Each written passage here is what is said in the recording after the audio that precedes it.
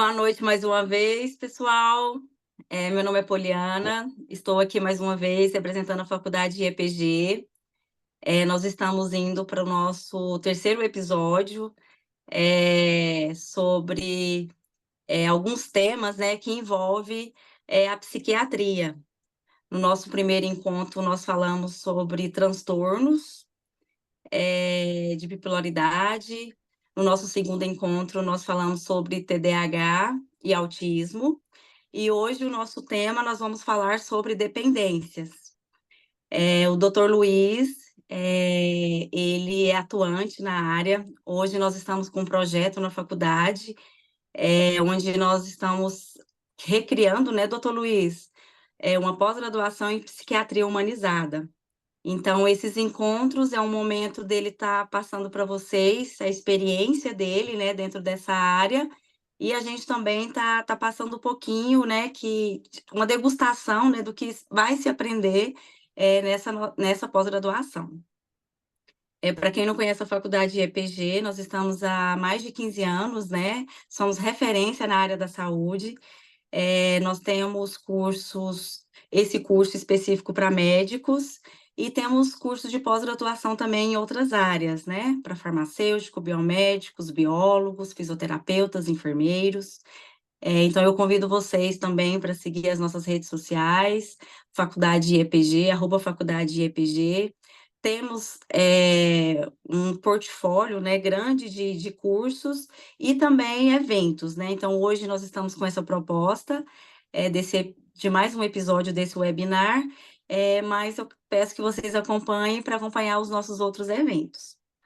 Então, eu passo a palavra para o Dr. Luiz, para ele dar um oi, se apresentar. Hoje nós vamos fazer em modelo de bate-papo, né? Eu vou estar fazendo algumas perguntas para o Dr. Luiz, e ele vai estar respondendo e falando com vocês mais sobre o tema. Boa noite, Dr. Luiz. Boa noite. Eu queria me dirigir para os colegas médicos que estão participando, que nós vamos fazer uma degustação hoje sobre alguns temas de dependência química. Mas, na verdade, no curso nós teremos a oportunidade de aprender muito mais daquilo que hoje vai ser colocado. Podemos começar, então. Vamos. Doutor Luiz, então, partindo para o tema, né, a gente gostaria que o senhor já começasse falando o que é dependência química. A dependência química é um comportamento de usar compulsivamente alguma substância psicoativa, que são as várias, desde a nicotina até o crack, até outras substâncias psicoativas. Esse uso, geralmente em quantidades cada vez maiores, e a pessoa acaba abandonando o estudo, a faculdade, o trabalho, a família, e ele continua insistindo no uso dessa substância psicoativa, mesmo sabendo que está tendo acidente de trânsito, que está sumindo dinheiro de casa, que está agredindo a esposa. Então, apesar de perceber os problemas, as consequências, ele continua insistindo no uso dessa substância psicoativa. Agora, partindo para a parte, quais seriam, né, os spa mais usadas dentro desse tratamento, né? A gente poderia dizer um tratamento? Os tipos, né? As substâncias psicoativas mais usadas são a nicotina, a bebida alcoólica, a maconha e a cocaína. As pessoas acham, fica muito assustado pensando no crack, pensando em outras drogas, né? Mas essas quatro substâncias psicoativas são as que causam mais problema para a sociedade. Essas 4 são as principais, seriam isso que o senhor fala, né? Isso, as mais frequentes, né? Que tem mais casos desses pacientes, né? Com esses 4 tipos de problemas, né? Vamos dizer assim, dos Justamente. pacientes. E qual que seria a mais prejudicial, se a gente fosse escolher ali dentro das 4? Veja bem, geralmente o pessoal fala que é prejudicial, que é grave, que é muito perigoso, é o crack, né? Mas, na verdade, cada substância psicoativa tem seus riscos maiores, certo? E, na verdade, depende muito, né, do quanto que a pessoa usa e também da predisposição genética da pessoa, do vigor orgânico da pessoa. Então, por exemplo, a nicotina, aparentemente uma substância psicoativa tranquila, sem maiores problemas, mas a gente sabe que ela pode provocar câncer de pulmão, pode provocar enfisema. Uma outra substância psicoativa muito usada é o álcool, não é? Que a gente não atenta para as consequências graves do álcool, como, por exemplo, gastrite, úlcera, esofagite, cirrose, demência alcoólica, os próprios acidentes de trânsito, né? Quantas pessoas morreram em decorrência que estavam dirigindo um carro em alta velocidade, teve acidente e morreu. Ou senão, quantas pessoas morreram em decorrência desse acidente de trânsito. Então, uma droga muito problemática, sem dúvida, é o álcool. E a maconha também, a maconha tem esse ar, né? Tem esse ar de que uma droga leve, que uma droga tranquila, que não provoca nada grave. Só que, a depender da pessoa, a pessoa pode ter, na primeira fumada, um surto psicótico, e esse surto psicótico pode não regredir e, às vezes, se transformar numa esquizofrenia. Então, mesmo essa maconha que achamos que ela é tão tranquila, ela traz suas consequências. E a cocaína também, a depender do paciente, pode ter infarto, né? Eu já tive paciente no Hospital Revitale, já tivemos paciente infartado, né? Por questão da cocaína, coração muito prejudicado, inclusive tomando muitos medicamentos para poder manter uma vida mais saudável, e também o próprio acidente vascular cerebral, que a pessoa pode ficar paralítica, pode ficar num leito de hospital, no leito da casa, numa cadeira de rodas. Então, como eu estou querendo transmitir para vocês, que as drogas todas são problemáticas, não é? Depende muito da pessoa, do quanto que a pessoa usa e dessa susceptibilidade da pessoa. E tem a mistura também, né, doutor?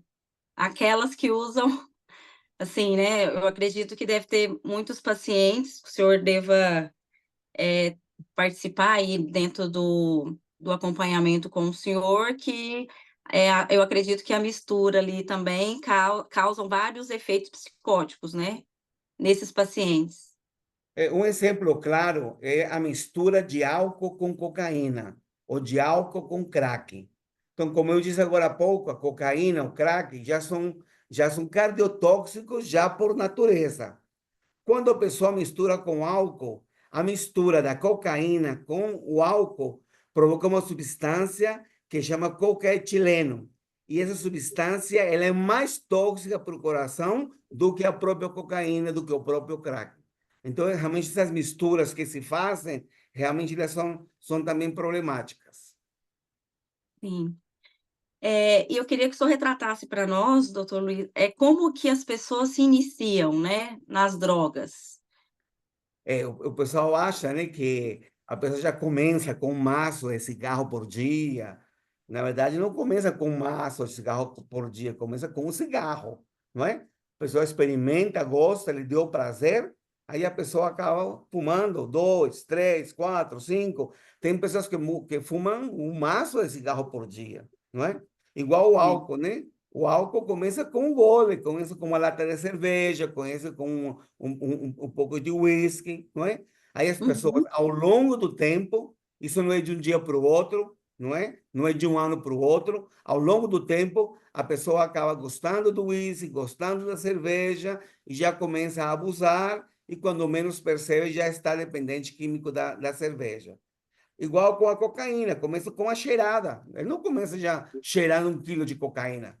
Começa uma cheiradinha só no carnaval, numa festa rave, na casa de amigos, não é? Mas ele logo vai escalando, 2 cheiradas, 3 cheiradas, 5 cheiradas, 10 cheiradas, até que ele vira realmente dependente dessa droga também. E por quê, doutor Luiz? Por que que as pessoas usam drogas? Olha, o problema é muito complexo. Talvez eu não vou conseguir, né? Só no curso mesmo, na nossa pós-graduação de psiquiatria humanizada, que a gente vai conseguir esclarecer melhor sobre as consequências. Nesse aspecto, seguramente eu vou ser um pouco superficial, porque o negócio é muito complexo. Mas que poderia dizer? Nós podemos começar a falar a questão genética, né? Que acontece? Quando o avô usa droga, é possível que o pai use droga, e é possível que o filho venha a usar droga. Então, essa questão genética ela é muito importante, né? Nas igrejas católicas, evangélicas, o pessoal diz de maldição de geração em geração. Realmente isso aí não está errado esse pensar religioso, não. Então, essa questão genética influencia muito e já é o início de um processo. Mas não é só isso, não. No nosso hospital, nós sempre temos internados por problema de drogas, deve ser que 30 pacientes, né, que são problemas de drogas. E quando a gente vai olhar os prontuários deles, a história deles, que a gente acaba percebendo? Que foi uma gravidez não desejada, a mãe não queria esse neném muitas vezes, o pai não queria e às vezes abandona essa mãe, a criança é criada sozinha, sem pai, ou às vezes até a mãe foge. Nós temos casos que a mãe acaba abandonando também e sobra para uma avó cuidar da criança. Então, esse desamor, ele é muito importante na gênese da dependência química. Tem até uma frase, né, que diz que o amor é o alimento de nossas almas. Olha que bonito, que romântico. O amor é o alimento de nossas almas. Então, quando aquela criança não é amada pelo pai, não é amada pela mãe, isso traz consequências muito graves para o indivíduo, e isso pode favorecer que no futuro ele procure o amor do traficante, procure o amor do dono do boteco, procure o amor da pessoa que usa droga para poder sentir amado, sentir protegido. Então, isso é extremamente complexo, isso que estou falando para vocês, mas é mais ou menos por aí que estou dizendo, que estou falando. E uma outra coisa também importante é que muita criança é criada de qualquer jeito, é criada, às vezes, com excesso de amor, e são crianças que não têm limite. A mãe, o pai, às vezes com poder econômico, não coloca limite. A criança pode tudo, o jovem pode tudo. O pai e a mãe tentam satisfazer todos os desejos da sua criança e do seu adolescente. Tem adolescente que nunca arrumou uma cama, adolescente que nunca cuidou dos brinquedos, que nunca lavou o tênis. Tem mãe por aí que são verdadeiras empregadas domésticas dos filhos.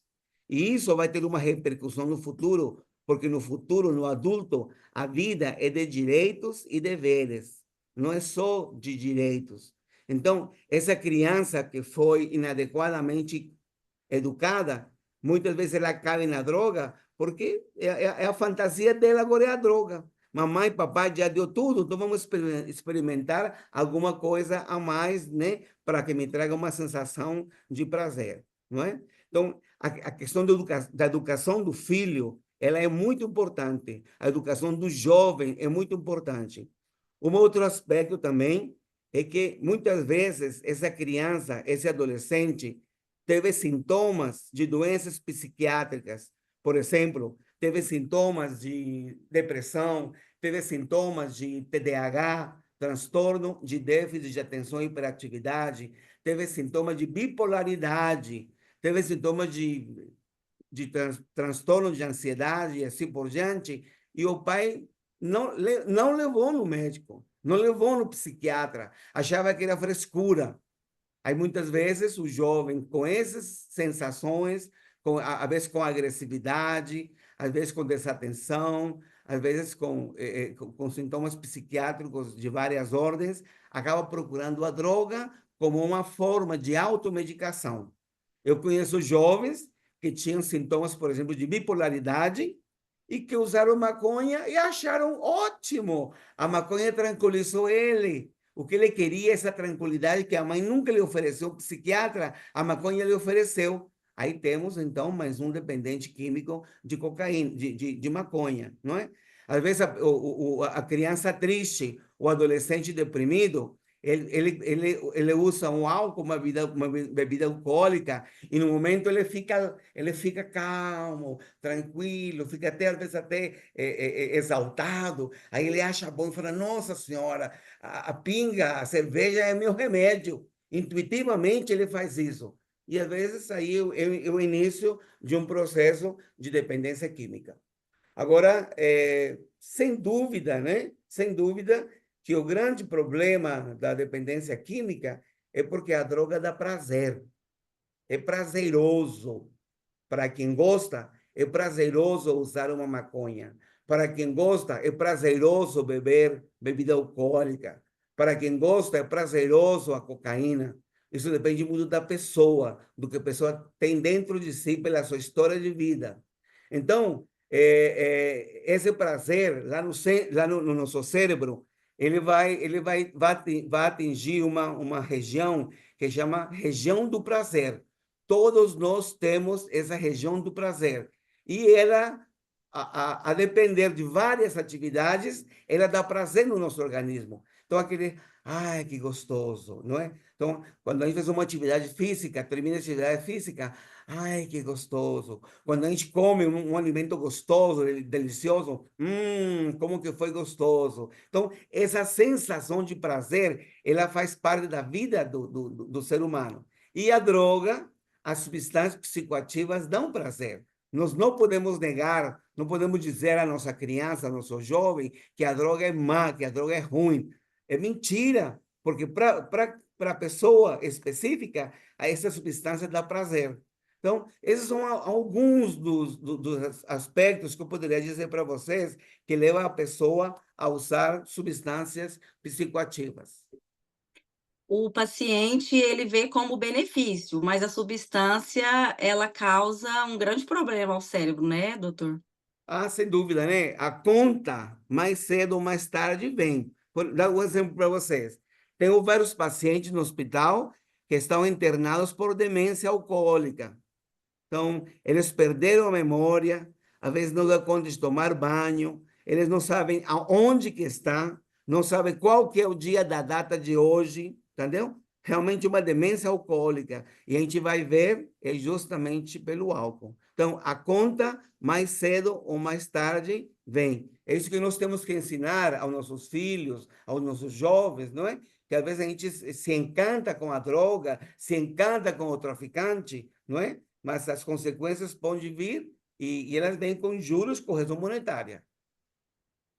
E além dessas consequências que o senhor já citou, né, quais seriam outras consequências que as drogas causam, né, na vida desses pacientes, Olha, dessas pessoas, né? que eu vejo na minha experiência de consultório, na minha experiência da Revital Hospital Psiquiátrico, né? Na verdade, as pessoas acabam destruindo a vida pessoal. Não consegue estudar, acaba sendo demitido pelo emprego, porque vai um dia, falta dois, falta três, falta uma semana, tem que internar, acaba que o empresário não aguenta e manda embora esse paciente, e é mais um desempregado na vida, tá certo? Em casa, bate na mulher, bate nos filhos, problema sério com a polícia, às vezes a mãe sai com as crianças, abandona ele, aí piora ainda mais a droga, porque aí vem depressão pela ausência da família, e coisas graves como delinquência, né? Pessoas que nunca roubaram acabam roubando, né? Às vezes pessoa fina, profissional, acaba roubando, acaba matando numa hora da droga lá, há uma briga sobre um canivete, sobre uma faca, a pessoa acaba matando alguém, não é? E alguma coisa mais grave, mais drástica, que pode ser o suicídio. O que acontece? A cocaína, ele era um prazer tão grande, que às vezes corresponde a 3, 4 orgasmos. Imagina o prazer que a cocaína provoca.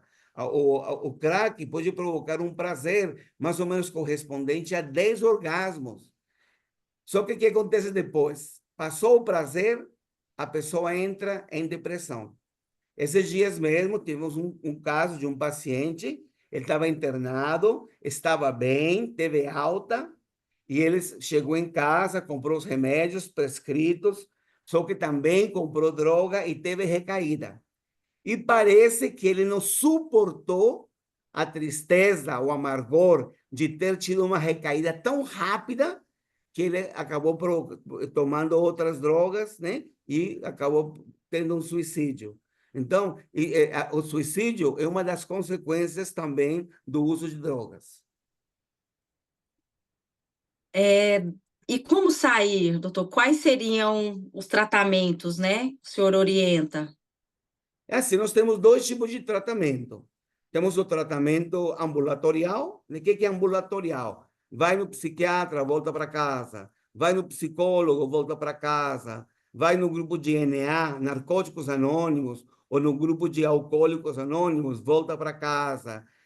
Vai no psicólogo, volta para casa. Vai na igreja, volta para casa. Então, esse é o tratamento ambulatorial. Ele Uhum, continua na sua casa e durante a semana vai participar das várias atividades terapêuticas que são estimuladas. E a outra opção é a internação, certo? Aí já é o paciente internado, cada caso é um caso, 3 meses, 6 meses, 9 meses, cada caso é um caso e depende muito da gravidade do paciente. Caso grave, em torno de 9 meses para ter para já fazer um bom tratamento, entre aspas. Porque, na verdade, o que a literatura diz? Que às vezes a pessoa precisa de 7 bons tratamentos para se liberar das drogas. Então, o negócio não é tão fácil assim, não é tão simples. é, e uma outra dúvida, doutor Luiz, em que consiste o TTO ambulatorial? O que é TTO, né? Explica para o pessoal. É o tratamento ambulatorial que acabei de explicar.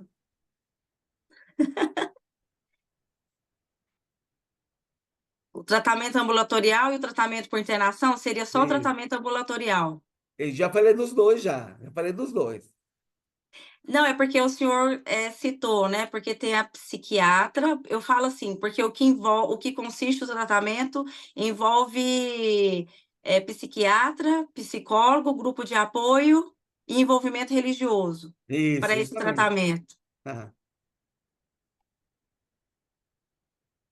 E o tratamento de internação já aí vai para a parte da hospitalização, Isso, já né? fica internado. Clínicas, né? Ele fica E, internado. e já participa das várias atividades, com o psiquiatra, com o psicólogo, com o enfermeiro, com o farmacêutico, com o educador físico. Aí são os profissionais aí que dão apoio, né, Justamente. para esses dois tipos de tratamento, né? Justamente. Ambulatorial ou por internação. O senhor falou também do tempo de tratamento, né? Que isso varia muito de paciente por paciente, não é isso? Aham, justamente. E sobre a questão, porque eu acredito assim, né? Tem, igual o senhor falou, cada caso tem o caso, mas tem aqueles casos que, por mais que o paciente passa por esses tratamentos, eles têm recaídas, né? Justamente. Mas essa questão da recaída, veja Aí isso bem, tem o acompanhamento, né? Do profissional. a recaída ela é muito complexa, que veja bem, pode ser primeiro porque o local foi inadequado, entendeu? Só tem lugares que abrem aí para tratamento que não tem psiquiatra, não tem um psicólogo, não tem um enfermeiro. Então, são locais totalmente despreparados para fazer um tratamento realmente para uma doença grave como a dependência química. Então, o Sim, ideal é que seja um hospital especializado que vai poder oferecer um suporte melhor para o paciente. Só que não é só a questão do local, não, tá certo?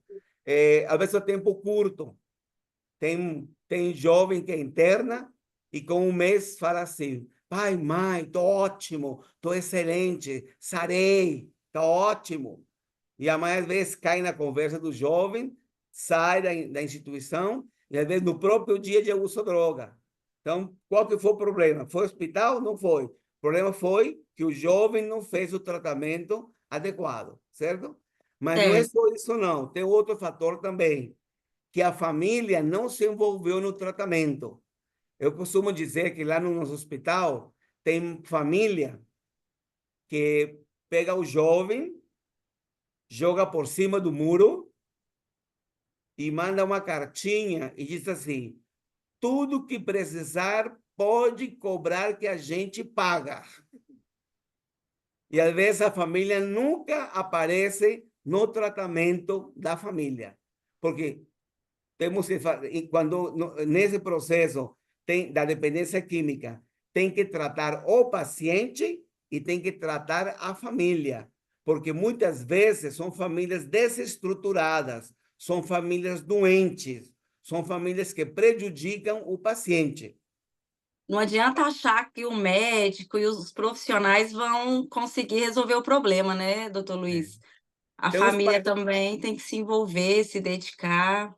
tem umas famílias lá que levam tanta coisa para o paciente que eu pergunto: vem cá, ele vai morar aqui? Ele não vai ficar só um tempo, não, vai morar aqui. De tanta coisa, é arroz, é feijão, é pão de queijo, biscoito de queijo, é suco disso, é água, é leite. Não, eu fico encabulado. Então, essa família não está legal. Essa família é desestruturada. Lá tem comida, lá tem arroz, tem feijão, tem tudo. Não precisa de nada. Então, a família paparicou esse jovem e continua paparicando. E ele não vai largar a droga, porque tem que mudar a postura. A postura tem que ser mudada. Então, relembrando então, tem a questão do local de internação, que tem que ser bem escolhido. Tem a questão do paciente assumir ou não o tratamento. Tem a questão da família assumir ou não o tratamento. Então, se não tiver esse grupo de pessoas que estão se envolvendo no tratamento, não vai ter sucesso. Então, muita recaída é porque não houve a colaboração de todos os atores, né, da Uhum. recuperação. E as internações é como o senhor falou, né? Cada caso é um caso, então pode ter aquele paciente que fique 3 meses, 6 meses, 9 meses. Aí a internação, ou tem uma quantidade necessária de internação para falar que aquele paciente precisa daquele prazo para que ele fique 100% curado, né? Tem No muita, tratamento. muita, muita clínica evangélica, católica, clínicas sérias, né? Porque tem muita clínica católica séria, tem muita clínica evangélica séria, né? Que eles preconizam os 9 meses, porque eles dizem que seria tipo um renascimento da pessoa, seria tipo uma nova gestação da pessoa, onde a pessoa vai modificar muita coisa dentro de si. Então, por isso que essa mentalidade, né, dos 9 meses. Uhum, sim, entendi. Doutor, falando um pouquinho mais sobre tratamentos, né? A parte da medicação, tanto faz esse tratamento ambulatorial, que seria esse mais em casa, ou de internação, ambos, também o profissional ele passa as medicações, né? Para Sem ele dúvida. tá amenizando talvez aquele sentimento de consumir a substância. Como que seria essa parte da medicação, né? Quem Nós passa é o temos psiquiatra ou por exemplo, porque eu vi que são vários profissionais, mas a medicação é sempre passada pelo psiquiatra? Como que funciona? Isso é o psiquiatra mesmo, né? Agora Uhum, temos dois tipos de medicações.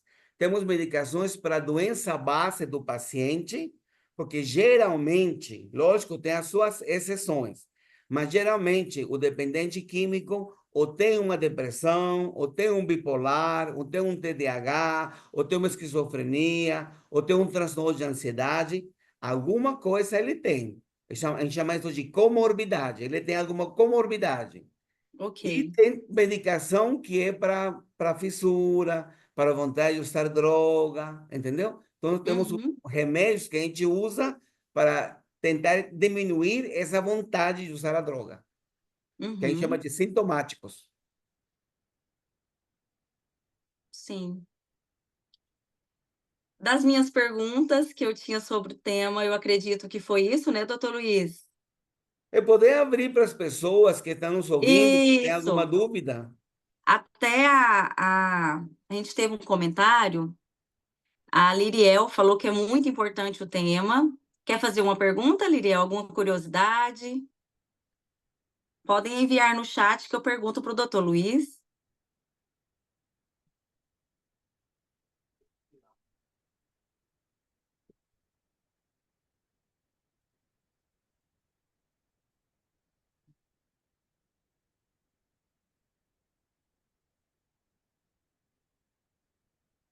Nenhuma pergunta? Só complementando o que a Liriel falou, realmente é um tema muito importante, não só esse, mas todos os outros, né? Igual o doutor Luiz falou, é, essas questões de transtornos, acho que essa era que a gente vive hoje, né, da tecnologia, da ansiedade, está causando nos nossos jovens essas buscas, né, de talvez até um refúgio, né, doutor Luiz, para que eles possam talvez encontrar um prazer, né? E acabam encontrando questões maiores que levam a esses transtornos, né? Psíquicos, né? Vamos dizer assim. Tem alguma coisa que o senhor quer complementar mais, doutor Luiz, sobre o Não, só tema? queria É isso agradecer a mesmo? presença, né? Uhum, E dizer mais uma vez que no curso de pós-graduação humanizada, a gente vai aprofundar ainda mais nesse tema, que é um tema muito oportuno, que atinge muito as famílias. isso. E nós, olha, Iriel, ficou bem claro. Obrigado pelo ensinamento. O Glauber, ele vai colocar para vocês o link para vocês estarem preenchendo, né? Para a gente estar enviando o certificado para vocês. O certificado, ele vai ser único, né? Em cima de todos os temas que nós... com esses 4 encontros. E o nosso último encontro, ele vai ser na segunda-feira, onde a gente vai estar falando sobre essa parte para a geração de idosos, não é isso, doutor Luiz? Os transtornos psiquiátricos no idoso, vai ser o doutor Igor que vai estar participando dessa atividade. Então, a gente vai estar enviando para vocês também esse link, né, para a próxima semana, na segunda-feira, às 7 horas, e teremos um convidado especial, que é o doutor Igor. Então, é isso. Boa noite, doutor Luiz. Muito Boa obrigada por noite, compartilhar felicidades, viu? conosco a experiência e até o próximo encontro. Tá, beleza. Até mais. Até lá.